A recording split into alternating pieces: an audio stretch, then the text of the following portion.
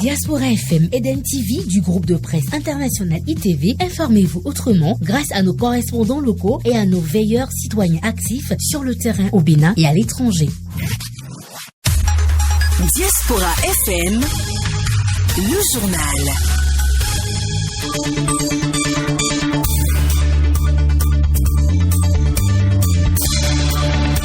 Mercredi 1er septembre, 19h dans tous nos studios. Mesdames, Messieurs, bonsoir. À la une de l'actualité, la présidente d'honneur du parti UDBN, Claudine Nafiavi-Prudencio, nommée présidente de l'Institut national de la femme. Nomination prononcée ce mercredi en Conseil des ministres. Démarrage effectif de l'examen de licence ce jour sur l'ensemble du territoire national. 6317 candidats planchent dans différentes épreuves pour l'obtention de ce diplôme universitaire.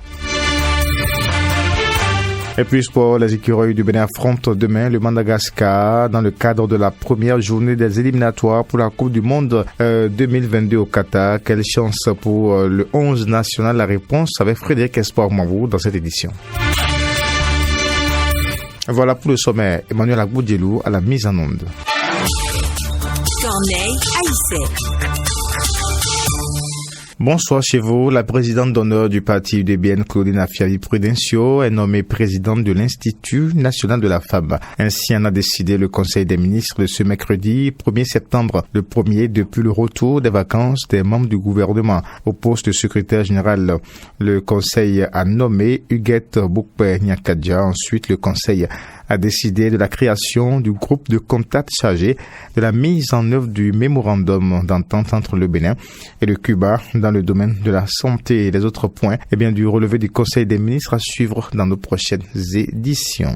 Le secrétaire général du ministère de l'Enseignement supérieur a lancé ce matin à Cotonou la phase écrite de l'examen de licence pour le compte de l'année en cours. Au total, 6317 candidats planchent dans différentes filières pour l'obtention de ce diplôme universitaire. Voici le compte rendu du lancement avec Cardo François Roumeli-Rintor. Après la phase pratique lancée le 26 juillet, les épreuves écrites de la session 2021 de l'examen national de licence ont été lancées dans la matinée de ce mercredi 1er septembre au CEG Les Pylônes à Cotonou. Pour cette édition, les statistiques ont évolué contrairement à l'édition 2020. Saturnin Baguidi, chef centre. Nous avons au total 6317 candidats, dont 3108 filles et 3209 garçons. Et ces candidats sont répartis en 63 filières. Si on compare les chiffres de cette année aux chiffres de 2020, on note une augmentation du nombre de candidats. Et nous avons au total 1051 candidats de plus par rapport à 2020, soit une augmentation de 20,11%. En termes de filières aussi, on note une augmentation de 6 filières, donc 4 nouvelles filières par rapport aux examens de 2020. Nous avons des nouvelles filières qui sont audit, sécurité, système et réseau informatique, administration publique et gestion des collectivités, études islamiques, lettres et littérature arabe. Dans son discours de lancement, le secrétaire général du ministère représentant la ministre de l'Enseignement supérieur a insisté sur le respect des gestes barrières en ces moments de résurgence de la COVID-19. Mendez-nous Danton. Madame m'a instruit spécialement de parler des mesures de prévention contre cette pandémie qui fait recrudescence en ce moment-ci. Ça, c'est les instructions de Madame la ministre. Pour finir, je pense qu'il faut saluer le DEC et puis toute son équipe parce que, comme vous l'avez vu, tout est silencieux, ce qui augure donc d'une très bonne préparation. Pour rappel, l'examen national de licence a été instauré en 2017 par le gouvernement de la rupture pour évaluer les 3 années de formation professionnelle dans les écoles et universités privées du Bénin. Et puis, toujours parlant donc de l'enseignement, à 6 jours de la fermeture de la plateforme de sélection des nouveaux bacheliers, le directeur des systèmes d'information DSI du ministère de l'Enseignement supérieur de la recherche scientifique, Marcim Henson, appelle les nouveaux bacheliers qui traînent encore les pas à bien vouloir se rendre sur la plateforme pour faire leur choix avant la clôture définitive. Le dimanche prochain à minuit, il nous fait ici le point. Écoutons-le. L'opération de recueil des choix de filière en vue de l'obtention des allocations d'études universitaires démarrée le lundi 23 août prend impérativement fin le dimanche 5 septembre à minuit. À ce jour, sur 51 668 bacheliers attendus, 34 665 ont pu activer leur compte, soit environ 67%. 30 703 bacheliers ont déjà effectué les choix de filière, soit 60% environ. Nous invitons les bacheliers qui restent, qui pour des raisons n'ont pas pu effectuer les choix jusqu'à présent, de bien vouloir se rendre sur la plateforme afin d'effectuer leur choix de filière, qui prend fin impérativement le dimanche 9 septembre 2021 à minuit. Le gouvernement du Bénin prend déjà des dispositions pour que les enseignants entament la rentrée 2021-2022 dans de bonnes conditions, notamment au niveau du secondaire. Dans le cadre de la rentrée scolaire prévue pour le 20 septembre, il a entrepris de satisfaire les enseignants en ce qui concerne le prime. Le gouvernement a ordonné le paiement de ces primes de rentrée et de journées de réflexion. L'annonce a été faite par le porte-parole du gouvernement, Wilfried Niandongbedji. On l'écoute. Je voudrais dire que, effectivement, les dispositions pertinentes ont été prises pour assurer une bonne rentrée. À ce jour, la préparation intellectuelle est achevée. La préparation matérielle et financière est en cours, mais en très bonne voie. C'est dans ce volet-là qu'il faut considérer ce qu'il appelle lui-même la gestion des primes de rentrée. Et s'agissant de ces primes, autant que des subventions de fonctionnement des établissements, en principe, à partir du 13 septembre, elles seront mises en place. Aussi bien les primes que les subventions. Les mouvements du personnel enseignant sont en cours. Les mutations en ce qui concerne les nominations des directeurs d'école, le travail a été fait déjà. Le Conseil national de l'éducation a fait ses observations et actuellement les ministères sont en train de tenir compte de ces observations. Mais le porte-parole de la Fédération nationale du collectif des enseignants pré-insérés du Bénin, reçu ce matin sur l'émission Convainc-moi de DenTV, constate que les aspirants sont exclus de ces différentes mesures prises par le gouvernement. Ferdinand Misséon implore la clémence des autorités. Quand on parle de journée de réflexion, moi je pense que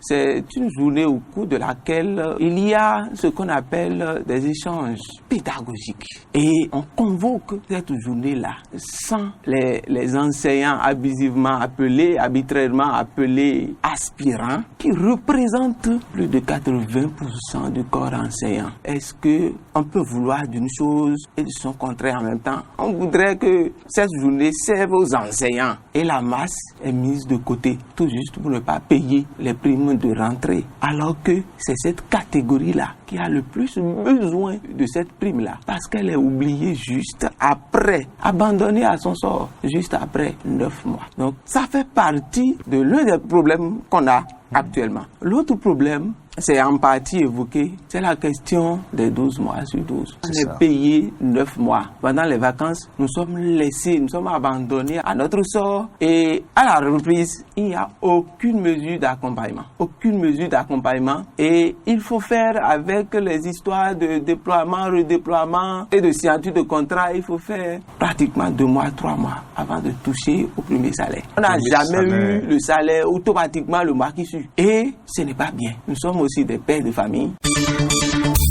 Les nouvelles africaines et internationales.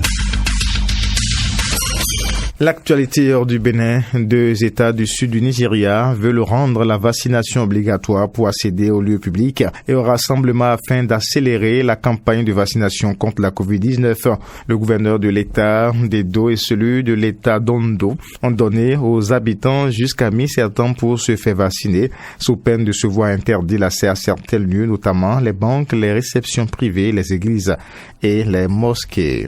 En Côte d'Ivoire, il n'existe aucune preuve de la présence du virus Ebola annoncé hier l'Organisation mondiale de la santé OMS suite aux nouvelles analyses de l'Institut Pasteur de Lyon sur les prélèvements réalisés sur une jeune guinéenne. Elle a été présentée par les autorités sanitaires ivoiriennes comme infestée en mi-août dernier. Tchad, les opposants au Conseil militaire de transition ont décidé de faire front commun dans une nouvelle organisation, déclaration des organisations tchadiennes pour une transition inclusive. Le groupe de réflexion et d'action du 1er juin et la coalition Wakitama se sont engagés ensemble aujourd'hui contre la version actuelle du projet de dialogue national inclusif qu'ils estiment non représentatif de la société tchadienne. Et puis un avion du Qatar transportant une équipe technique s'est posé ce mercredi à Kaboul, moins de 48 heures après le départ des Américains de la capitale afghane afin de discuter de la reprise des opérations de l'aéroport, a indiqué à l'agence France Presse une source proche du dossier. Le Qatar entretient des relations étroites avec les talibans, nouveaux maîtres de Kaboul, et joue un rôle central dans les négociations entre le régime islamiste et la communauté internationale, écrit encore l'agence France Presse. On fait maintenant le sport.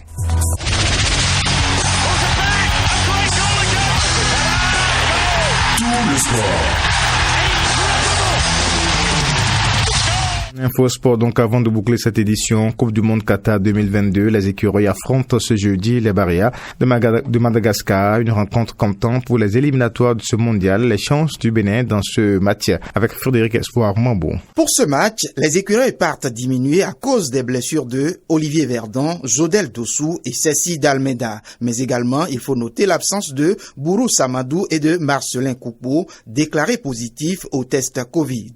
Les trois premiers ont été remplacés par des joueurs locaux, notamment Ibrahim Ogunlola, Roland Beakou et Olympe Ganti, qui ont effectué le déplacement. Descendus à Antananarivo hier mardi, les joueurs et les membres du staff technique sont établis au Novotel Hôtel de la capitale malgache. Une séance de reconnaissance de terrain est prévue pour ce jour. Pour rappel, le Bénin évolue dans la poule J en compagnie du Madagascar, de la République démocratique du Congo et de la Tanzanie. Aucun de ces quatre pays, faut-il le rappeler, n'est qualifié pour la prochaine Coupe d'Afrique des Nations Cameroun 2022. Les poulains de Michel Dussuyer pourraient-ils partir d'un bon pied dans ces éliminatoires? Pour le savoir, rendez-vous demain, jeudi à 17h, heure de Cotonou. La Confédération africaine de la randonnée pédestre et du bien-être a lancé ce matin au FITEB à Cotonou la randonnée pédestre sous-régionale.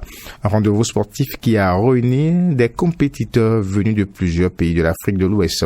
Voici le compte rendu de Samson Hockey. Ils sont venus de 7 pays de la sous-région pour participer à cette compétition sportive, une initiative de la Confédération africaine de la randonnée pédestre. Son objectif est de promouvoir le bien-être de l'homme à travers le sport. Marie-Laure Essan, présidente de la Confédération africaine de la randonnée pédestre et du bien-être. La Confédération africaine des randonnées pédestres et du bien-être pour tous, modestement, se veut au service du mouvement sportif africain, au service d'une Afrique vivante et en très bonne santé. C'est enfin ce plan d'action qui rassemble toute l'Afrique de l'Ouest ici à Cotonou. Après Abidjan-Dakar, c'est le tour de la Fédération béninoise de sport pour tous d'accueillir la rencontre de la zone 1, l'Afrique de l'Ouest.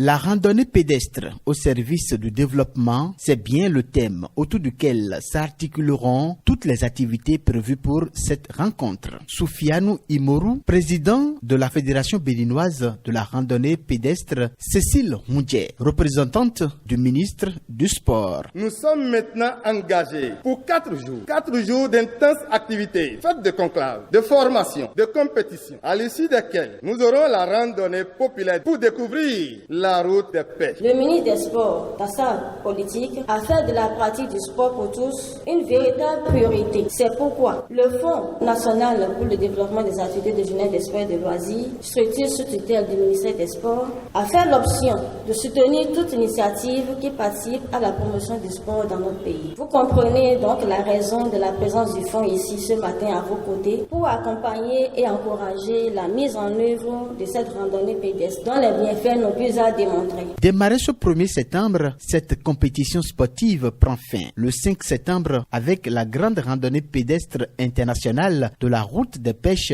suivie de la cérémonie de remise de trophées aux meilleurs compétiteurs.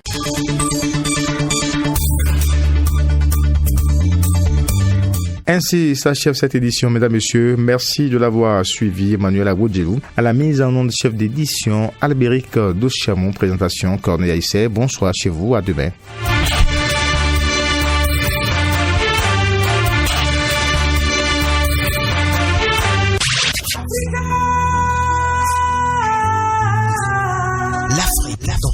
diversité culturelle. Diaspora FM.